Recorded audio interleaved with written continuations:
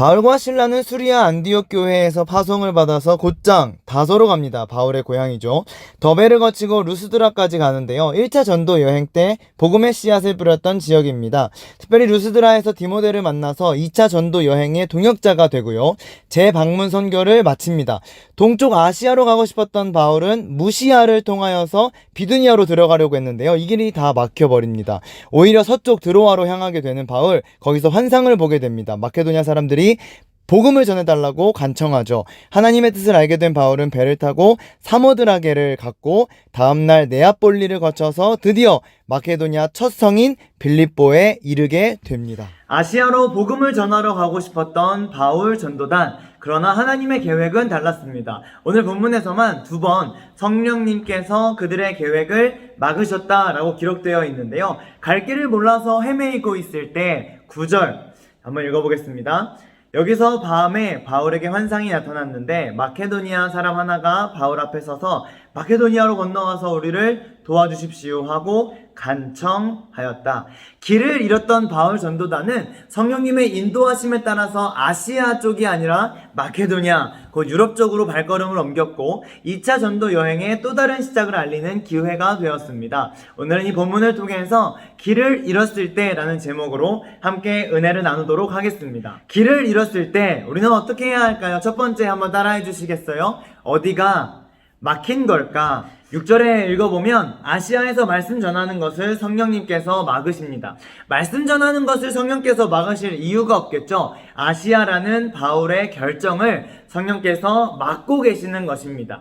7절에도 보면 예수의 영이 허락하지 않으시는데요. 바로 앞에 비두니아라는 지역이 등장합니다. 성령은 바울의 전도 여행을 막으신 게 아니라 비두니아로 가려고 하는 바울의 전략을 막으시는 것임을 우리가 기억해야 됩니다. 우리의 삶 속에서 길을 모르고 어떤 경우에 길을 잃어버리고 도저히 답을 찾기가 어려운 그런 상황, 혹은 하나님이 참 열어주시지 않는다라고 생각하면서 답답해할 때, 좌절스러울 때, 막막할 때, 속상할 때, 그런 상황 앞에서 우리는 하나님께 따지고 원망하기 이전에 어디가 막힌 것일까 찾아내야 한다는 것입니다. 바울 전도단도 아시아로 들어가고 싶은 마음이 굴뚝 같았지만 지속적으로 막혀지는 과정 속에서 하나님의 뜻이 아님을 알게 되었습니다. 더 구체적으로는 말씀 전하시는 것을 막으시는 게 아니라, 전도 여행을 막으시는 게 아니라 지역과 관련된 하나님의 계획이 다르다는 것을 인지하게 되었습니다. 선교 역사를 살펴보면요, 리빙스턴은 중국으로 가려고 했지만 성령님은 그를 아프리카로 보내셨습니다. 윌리엄 캐리 선교사님도 남태평양에 있는 폴리네시아로 가려고 계획했으나 하나님은 인도로 보내셔서 그를 현대선교의 아버지로 사용하시죠. 저드스는 인도로 갔지만 이후에는 미얀마에 가서 선교하게 됩니다. 우리의 삶에 한번 확장해서 적용해 보도록 하겠습니다. 전도 여행을 막지 않으셨지만 지역과 관련된 것은 막으셨다. 우리는 이런 상황에서 주로 이렇게 말합니다. 하나님, 제가 전도하려고 하는데 왜 저를 막으시는 겁니까? 하나님, 제가 하나님 영광 위에 살겠다는데 왜 저를 막으시는 겁니까? 여러분 기억하세요. 하나님은 한 번도 바울의 전도 여행을 막으신 적이 없습니다. 단 하나님의 더 크고 놀라운 계획, 뜻을 위해서 아시아 쪽이 아니라 유럽 쪽이어야 했던 것이죠. 지역을 막으신 것이지 전도 여행을 막으신 게 아니라는 것, 그것이 바로 핵심입니다. 이처럼 우리는 길을 잃었을 때 어디가 막혀 있는지 그것을 묻지 않고 무작정 하나님을 원망하는 것에 길들여져 있는 것 같습니다. 여러분, 하나님은 여러분의 하는 일을 막아서고 하고 싶은 일들을 못하게 만드는 악당 아닙니다. 여러분의 계획을 철저하게 짓밟아버리고 숨통을 막 조이시는 분이 아니라고요. 하나님의 크고 위대한 뜻을 여쭈어보고 막혀있는 그 한 부분, 막혀있는 부분을 찾아내고 고치고 수정하고 보완하여서 하나님의 꿈을 멋지게 이루어드리는 믿음의 다음 세대 되었으면 좋겠습니다. 우리 인생의 길을 잃었을 때 우리는 어떻게 해야 할까요? 두 번째, 따라해 보겠습니다. 순종한다. 너무 당연한 말이어서 고민을 좀 많이 했는데요. 본문을 통해서 순종한다, 분명한 메시지가 있었기 때문에 전달합니다. 10절 한번 읽어보겠습니다.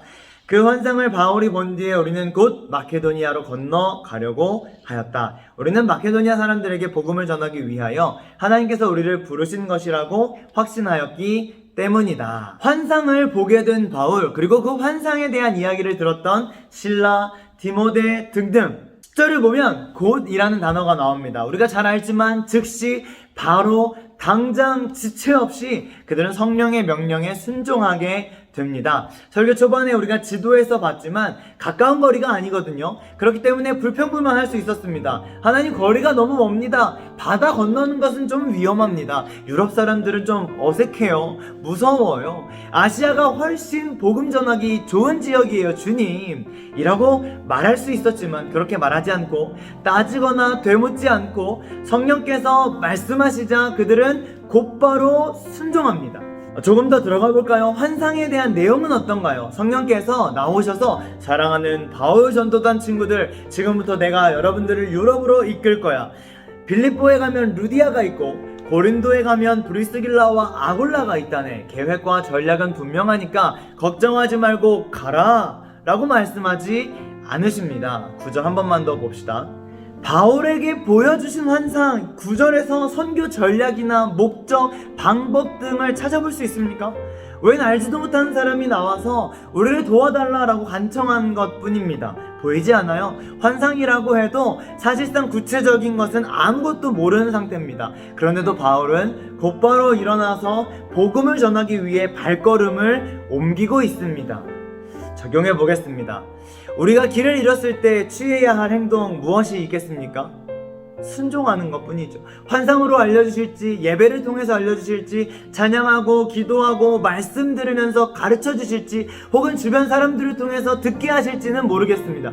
전능하신 하나님께서 다양한 방법으로 여러분들에게 말씀하시고 다양한 방법으로 여러분들의 앞길을 인도해 나가시겠죠. 이 와중에 우리에게 중요한 것, 무엇보다 중요한 건 우리에게 순종할 마음의 준비가 되어 있느냐 하는 것입니다. 길을 잃고 방황할 때 하나님 말씀에 귀 기울이면서 순종할 수 있는 지혜와 힘을 준비해 놓는 다음 세대 믿음의 자녀들 되시길 진심으로 축복하고 응원합니다.